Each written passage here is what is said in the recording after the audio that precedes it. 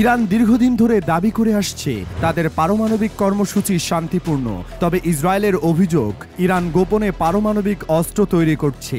আর এসবের মাঝে গত 13 জুন থেকে ইসরায়েল ইরান আগ্রাসনের মাঝে ইরানের 3 গুরুত্বপূর্ণ পারমাণবিক স্থাপনায় হামলা করে যুক্তরাষ্ট্র।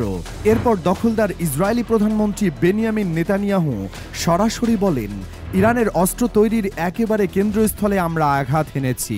বিরোধপূর্ণ হলেও ইসরায়েল নিজে কখনো তাদের পারমাণবিক অস্ত্র থাকার কথা স্বীকার বা অস্বীকার করেনি। তবে আন্তর্জাতিক বিশ্লেষকরা দীর্ঘদিন ধরে বিশ্বাস করে আসছেন ইসরায়েল একটি পারমাণবিক শক্তিধর রাষ্ট্র। আর এই ধারণার ভিত্তি গড়ে দিয়েছেন একজন মাত্র ব্যক্তি, ইসরায়েলি পারমাণবিক প্রকৌশলী মোর্দেখাই ভানুনু। 1986 সালে লন্ডনের বিখ্যাত পত্রিকা দ্য সানডে টাইমস একটি প্রতিবেদন প্রকাশ করে, reveal the secrets of Israel's nuclear Arsenal.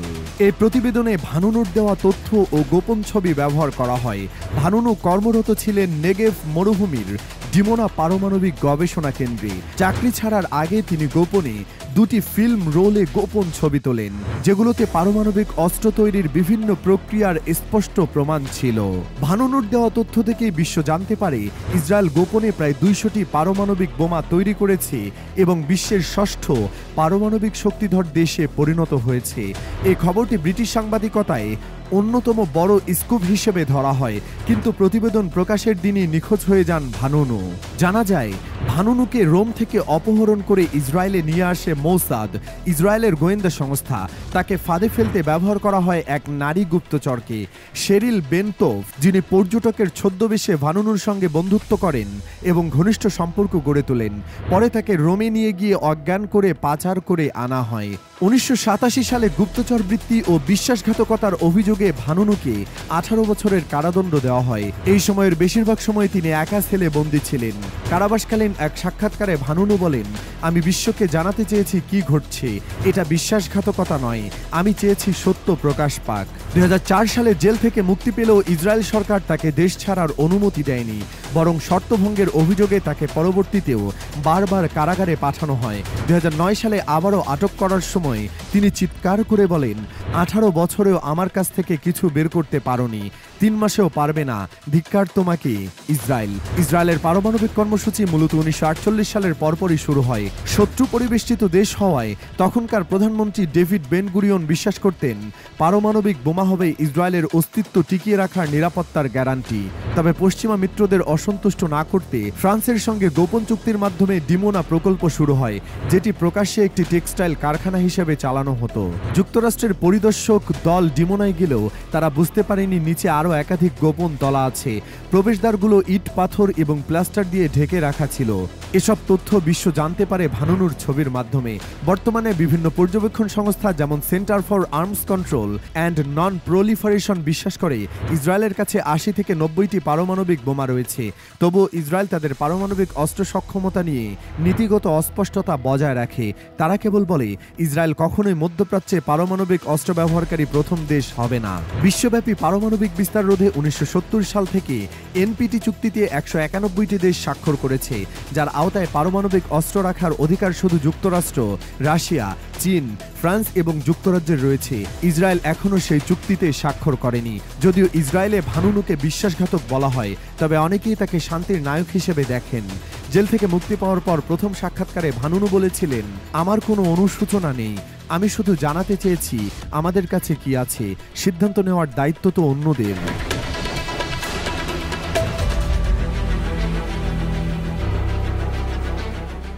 দ্বিতীয় বিশ্বযুদ্ধের সময় হিরোশিমায় পারমাণবিক বোমা ফেলার সিদ্ধান্তের সঙ্গে ইরানে যুক্তরাষ্ট্রের সাম্প্রতিক হামলার তুলনা করেছেন প্রেসিডেন্ট ডোনাল্ড ট্রাম্প। তিনি বলেন, হিরোশিমার মতোই ইরানে সেই হামলায় যুদ্ধের অবসান ঘটিয়েছে।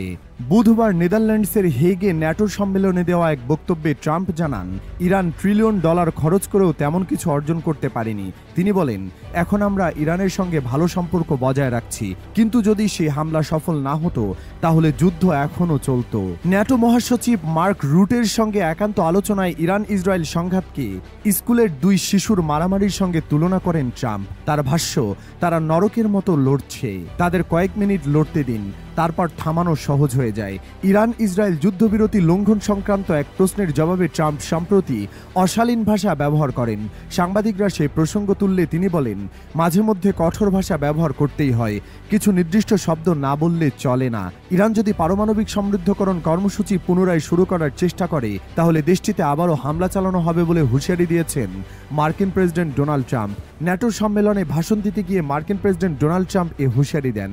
ন্যাটো সম্মেলনে ট্রাম্পের প্রতি এক সাংবাদিকের প্রশ্ন ছিল, তেহরান যদি আবার পারমাণবিক কার্যক্রম শুরু করে যুক্তরাষ্ট্রকে আবার বোমাবর্ষণ করবে? ট্রাম্পের সরাসরি জবাব, অবশ্যই। এ মুহূর্তে তারা কিছুই সমৃদ্ধ করতে চায় না, তারা কেবল ঘুরে দাঁড়াতে চাইছে। ট্রাম্প আরও বলেন, তারা বোমা পাবে না আর তারা ইউরেনিয়ামও সমৃদ্ধ করতে পারবে না। তবে ট্রাম্প ইঙ্গিত দেন ভবিষ্যতে ইরানের সঙ্গে কিছুটা সম্পর্ক উন্নয়নের সম্ভাবনা রয়েছে। তিনি বলেন, আমার ধারণা শেষ পর্যন্ত আমাদের ইরানের সঙ্গে একটা সম্পর্ক গড়ে উঠবে। এছাড়া ট্রাম্পের বক্তব্যে উঠে আসে ইসরায়েলি প্রধানমন্ত্রী বেনিয়ামিন নেতানিয়াহুর নাম। তিনি বলেন, আমেরিকা ইসরায়েলকে বাঁচিয়েছে, এবার নেতানিয়াহুকেও রক্ষা করবে। দুর্নীতির মামলায় অভিযুক্ত নেতানিয়াহুর বিচার বন্ধ অথবা তাকে ক্ষমা করার আহ্বান জানান ট্রাম্প। নিজের সামাজিক মাধ্যম ট্রুথ সোশ্যালে দেওয়া এক পোস্টে তিনি লিখেন, নেতানিয়াহুর বিচার অবিলম্বে বাতিল করা উচিত অথবা তাকে ক্ষমা করা হোক। তিনি ইসরায়েলের জন্য অনেক কিছু করেছেন। বিশ্লেষকদের মতে ইরানের বিরুদ্ধে সাম্প্রতিক মার্কিন পদক্ষেপ এবং নেতানিয়াহুর প্রতি ট্রাম্পের প্রকাশ্য সমর্থন রাজনৈতিক উদ্দেশ্য প্রসূত।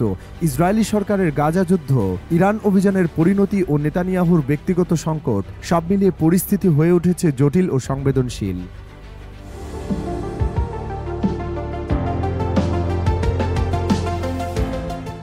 মধ্যপ্রাচ্যের ভূরাজনীতিতে নতুন চমক আসতে যাচ্ছে। আব্রাহাম চুক্তির আওতায় আরও কয়েকটি মুসলিম দেশ শীঘ্রই ইসরায়েলের সঙ্গে সম্পর্ক স্বাভাবিক করতে যাচ্ছে, এমনটাই জানিয়েছেন যুক্তরাষ্ট্রের মধ্যপ্রাচ্য বিষয়ক বিশেষ দূত স্টিভ উইটকফ। 25 জুন সিএনবিসিকে দেওয়া এক সাক্ষাৎকারে তিনি বলেন, আমরা বড় কিছু ঘোষণার অপেক্ষায় আছি। 2020 সালে ডোনাল্ড ট্রাম্পের প্রথম প্রেসিডেন্ট মেয়াদে যুক্তরাষ্ট্রের মধ্যস্থতায় আব্রাহাম চুক্তি স্বাক্ষরিত হয়। এতে সংযুক্ত আরব আমিরাত, বাহরাইন, মরক্কো ও সুদান ইসরায়েলের সঙ্গে কূটনৈতিক সম্পর্ক স্থাপন করে। এবার ট্রাম্পের বর্তমান মেয়াদেও সেই চুক্তিকে আরও বিস্তৃত করার উদ্যোগ গ্রহণ করা হয়েছে।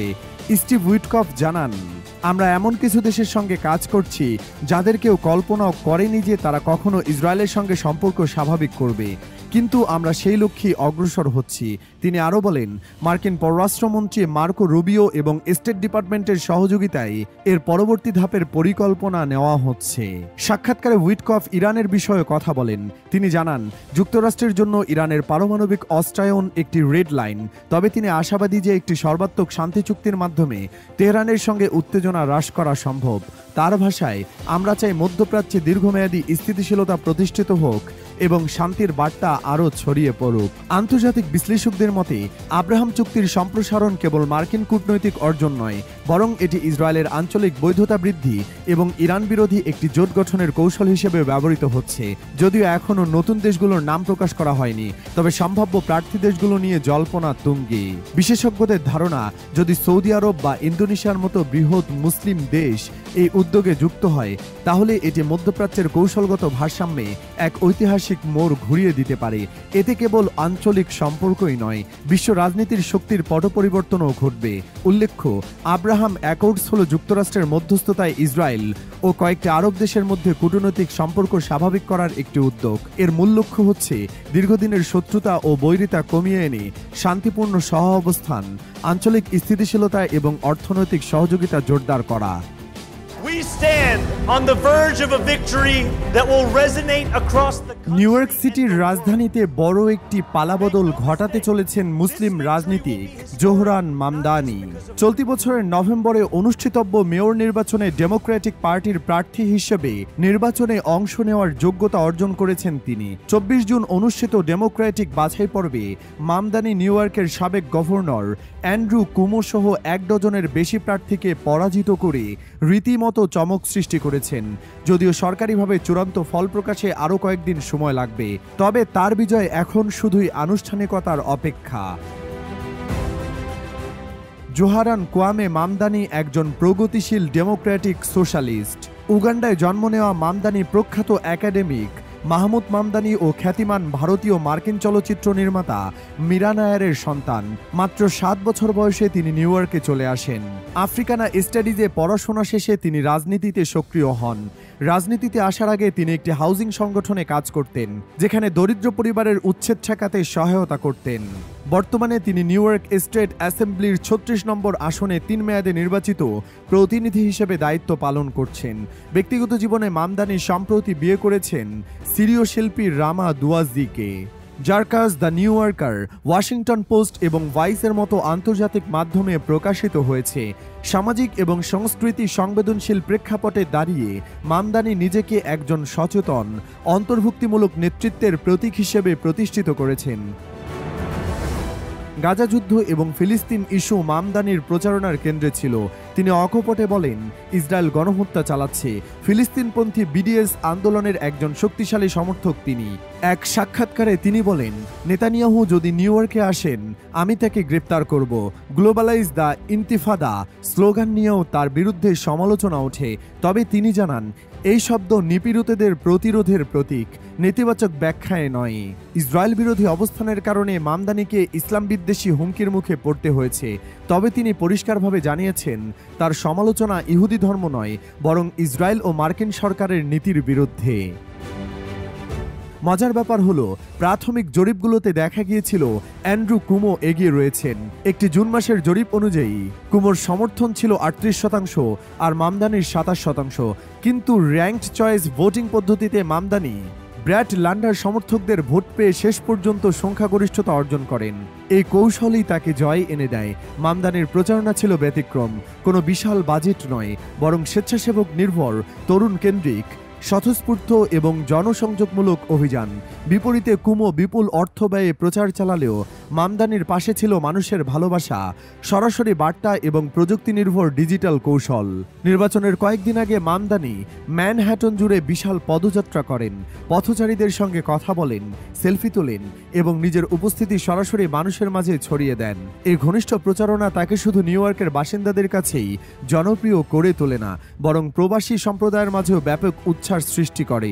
একসময় মামদানি তার দাদিকে নিয়ে একটি র্যাপ গান তৈরি করেছিলেন, যা সামাজিক মাধ্যমে ব্যাপক আলোচিত হয়। তার প্রচারণার অন্যতম স্বতন্ত্র বৈশিষ্ট্য ছিল তৃণমূল পর্যায়ের অংশগ্রহণ। এক সমর্থক লোকমণি রায় বলেন, জোহারান এমন একজন প্রার্থী যিনি হাজার হাজার স্বেচ্ছাসেবক ও লক্ষাধিক দাতার শক্তিতে উঠে এসেছেন। নিউ ইয়র্কের কোনো প্রাথমিক নির্বাচনে এমন তৃণমূলের উত্তেজনা খুব কমই দেখা যায়।